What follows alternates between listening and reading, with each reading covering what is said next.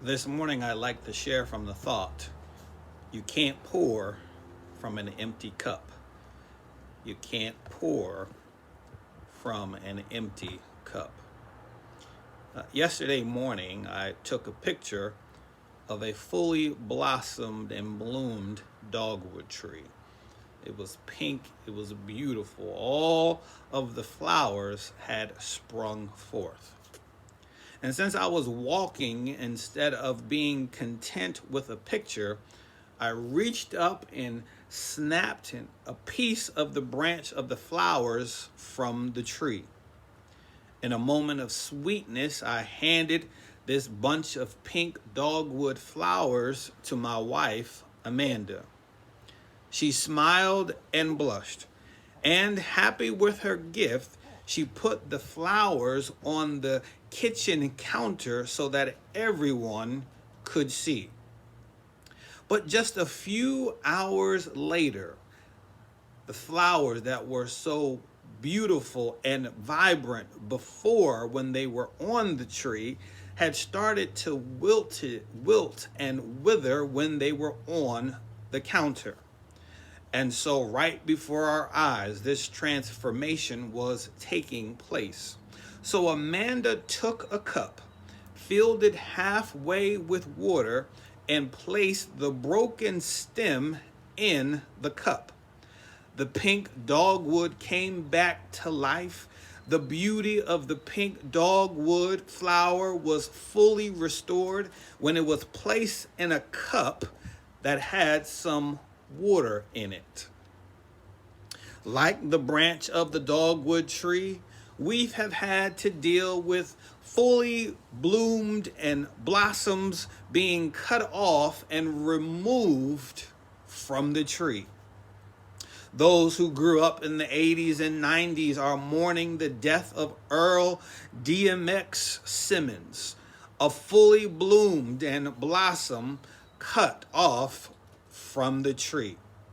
With the trial of Derek Chauvin, we are faced to relive and be re-traumatized by watching George Floyd's oxygen being cut off at his neck. Sandra Bland was a sister in full bloom and blossom when she was cut off. Freddie Gray from Baltimore, same thing, was a fully bloomed, blossomed man cut off. The Charleston Nine were fully bloomed blossoms that were cut off. Hundreds of thousands of bloomed blossoms have been fully cut off due to COVID-19, a man-made virus. And just recently, did you see the lieutenant in the Army, black man, active duty, being cut down by verbal abuse by Virginia police? See, you can cut somebody down, strip them of their dignity and humanity without killing them. And all this cutting down has left us mourning and feeling like we as a people and as individuals are an empty cup. Jesus in our text is dealing with his cousin, John the Baptist, being cut down. The gospel accounts of Mark and Luke of this same text that we're dealing with this morning have the feeding of the 5,000 immediately after John the Baptist is beheaded. Isn't that just like us? Tragedy happens or something tragic happens in our life. One day we're dealing with the trauma, and without properly dealing with it and healing from it, we get back to business as usual. That's the language that is normally put on people. Let's get back to business as usual, but Jesus doesn't operate in a business as usual mentality. Jesus teaches us a major lesson about stewardship. When Jesus gets the news about his cousin, he takes himself and his disciples to a secluded place for some self-care. He takes time to grieve and to mourn. Jesus takes his disciples on a retreat to pray and to meditate. Watch this. Stewardship starts with taking care of yourself and those closest to you and around you. Why? Because you can't pour from an empty cup. So Jesus takes the 12 on a leadership retreat, but the people now recognize him based upon the miracles Jesus has performed. Let me say that again. The people, the crowd, those following Jesus recognize Jesus and the 12 based upon the miracles that Jesus has performed. A crowd followed him because they saw the signs he had performed by healing the sick. St. Matthew's Church, I need you to hear this. People will find you and follow you when they see what you do. Let me say that again. That's hot. You need to hear what I'm saying. People will find you and follow you and even flock to you when they hear what you are doing. Now, I find it interesting, very intriguing that the officers could not recognize who Jesus was in the Garden of Gethsemane when they came to arrest him. They didn't know which one in Jesus's group was actually Jesus. But the crowd in this text, John 6, has no problem recognizing Jesus because they saw the signs he performed by healing the sick. Don't miss this. The average person may not recognize Jesus's face, but their faith knows who Jesus is based upon what he has done. That's good news for somebody. Listen again to what I just said. The average person may not be able to recognize Jesus's face, but they recognize their faith recognizes Jesus based upon what Jesus has done in their life. Their soul can recognize that Jesus is on the case. How did you make it out of the hospital? Your answer, it wasn't nobody but Jesus. How did you beat stage 4 cancer? It wasn't nobody but Jesus. How did you make it this far during COVID? It wasn't nobody but Jesus. And Jesus, watch this, Jesus has been taking care of us since day one. Why not? Because stewardship is about taking care of what is in your care. Let me say it again. Let me slow it down. Stewardship is about taking care of that which is in your care. Is there anybody in the house who can recognize and say and testify that Jesus has been taking care of me since day number 1? The old preacher used to say it like this: he's been better to me than I've been to myself. I stumbled a few times, but he kept me from falling. I lost my way, but he found me with his amazing grace. I was sinking deep in sin, but it was love that lifted me. Is there anybody in the house who knows that you've been taken care of by Jesus? So Jesus sees the crowd and wants to feed the crowd. Watch this, hear it. Jesus sees the crowd and he wants to feed the crowd. Again, the synoptic gospels differ here. Mark and Luke have Jesus teaching the people before he feeds the people.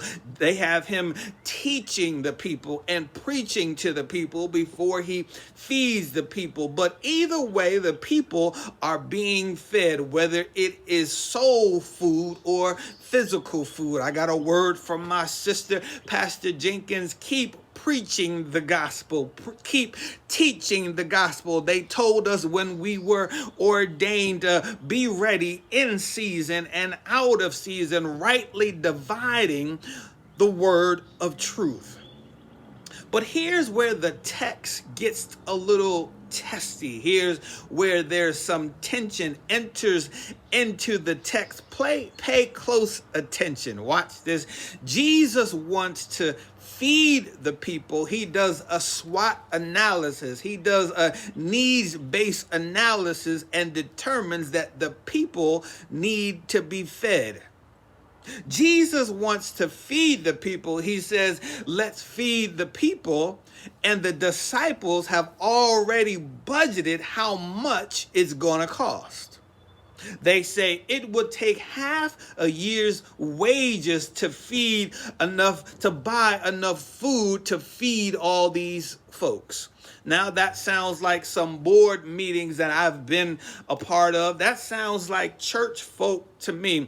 The Lord told you to do something, and then the next question is, how are we going to pay for this? The Lord told me to buy a building for the kingdom, and the board says, where are we going to get the money for that? We don't have enough money for that. This type of language comes from a scarcity mentality. Say it with me, a scarcity mentality. We don't serve a God of not enough. We serve a God of abundance and prosperity and more than enough. Scarcity mentality should not be in our vocabulary. Watch this. Now listen to the same passage from Mark chapter 37. It blew my mind this morning. Jesus says, you give them something to eat.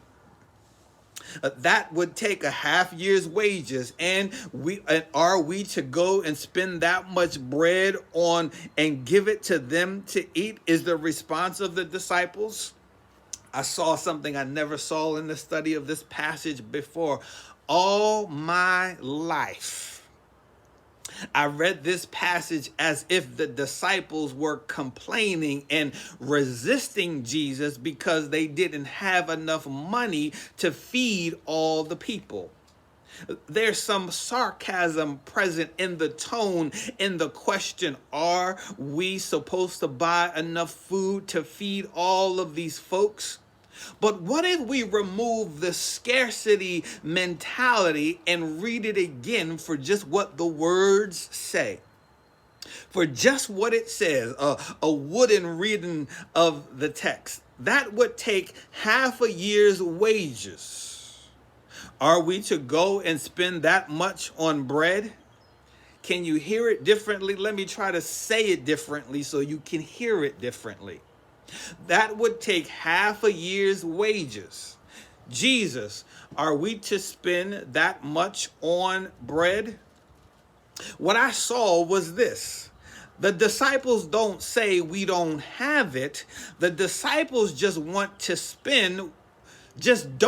want to spend what they have on the bread. Let me say it again. My words got a little twisted in my mouth. The disciples don't say we don't have it. The disciples just don't want to spend what they have on the bread. Furthermore, they say to Jesus, this is how much it's going to cost. Do you want to spend that much on this? There's so much here that I could get into, but the disciples understand their role. They understand their job. Counting the money and keeping track of the money is their job. Ask Jesus, their leader, where to spend the money. That's what they do. It's the trustee's job to count the money, not determine where the money is spent. I know I just got in trouble. The question isn't whether we have the money, because the money is out there. It's either in the pews or it's in the community. I'm coming to that in a minute. The question is how we spend what we have. The disciples only see what they can do, but they don't see what Jesus can do. The text says Jesus said this to test them, but he already knew what he was going to do. In other words, while the disciples were trying to figure it out, Jesus already worked it out. So the relevant question that we must ask each other is, how did Jesus work it out? First of all, Jesus, number one, he diversified their portfolio. He got them from talking about 5,000 men to talking about a boy. That's diversification. He got them to see that they had nothing to now they have 5 barley loaves and 2 fish, which is something. Jesus diversified their portfolio. In other words, he stretched their minds. He opened their eyes to be able to see what they did have, not focusing on what they did not have. Jesus had to diversify their portfolio. Now, let me dig deeper as the time is getting on. Not only did Jesus have to diversify their portfolio, change their mindset about what they were seeing, but this is the key point about stewardship. Jesus had to develop their discipleship. Jesus had to develop their discipleship. Let me develop your discipleship right quick. My mom used to give me a quarter every Sunday when I was growing up going to church, and I would take that little quarter, put it in the envelope, write my name on the envelope, and put it in as my offering. I wasn't making any money, so there were no tithes that could come from me, but every Sunday when I was a little boy, I gave a quarter. Well, I'm not that same little boy anymore, so that means that what I give to the church has changed and altered over the years. I went from a quarter to $1. I went from $1 to $5. I went from $5 to $10. Then I started tithing. And increasing my offering on top of that based upon how the Lord has blessed me. You need to cultivate and develop your discipleship based upon how the Lord has blessed you. You ought not keep giving the same $5 that you were giving in 1980. The Lord has blessed you with more than $5 or more than $50 to give a tenth of, and you need to operate accordingly. Develop your discipleship. How does Jesus develop the discipleship? I'm glad you asked. Number one, Jesus establishes a precedent.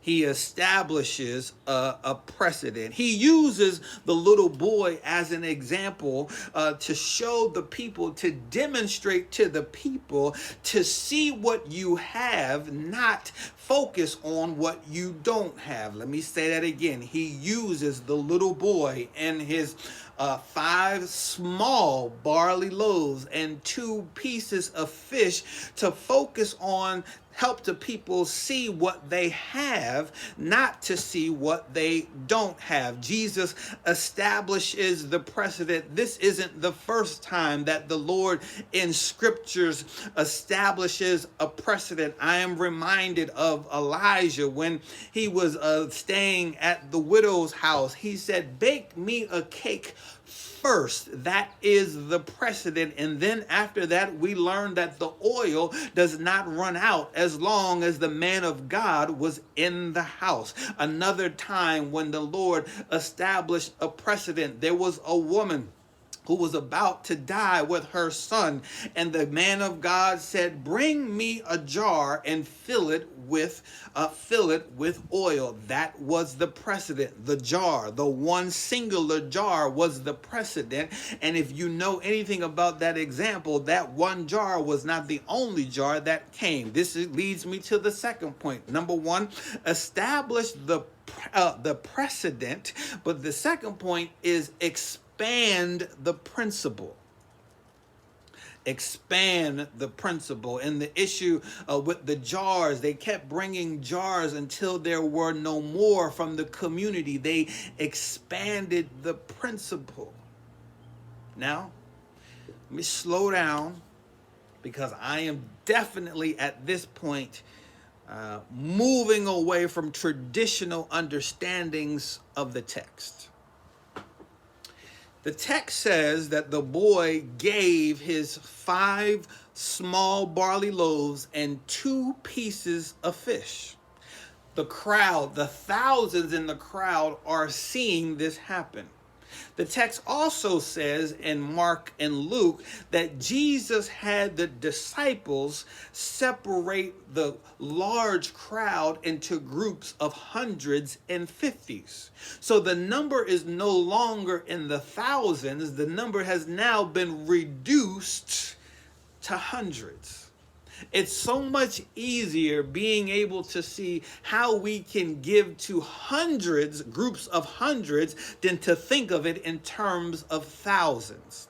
So Jesus establishes the precedent with the young boy, but then he expands the principle. Now, they were on their way to Jerusalem to celebrate the Passover. In other words, you got thousands of people traveling to the same place, and they meet Jesus along the road. Now you're going to tell me that families traveling with small children don't have a lunch bag with them, carrying some stuff, carrying some food and some snacks? I'm sure there's somebody watching church right now, and you got snacks right by your side. You got something to drink. You come to church with small children, and you got the goldfish, and you got stuff for them to snack on. You mean to tell me that people are on a pilgrimage and they stop to listen to Jesus and they don't have nothing in their knapsack or their backpack? This is what Jesus knew, and this is where I'm diverting from the traditional understanding of the passage. It's not that the little boy and his 2 fish and 5 barley loaves, small barley loaves, fed 5,000. He was the example so that the people could understand, if I contribute what I have, just as that little boy contributed what he had, and we separate ourselves into groups, then everybody in my group can eat, even if there's someone in the group who does not have.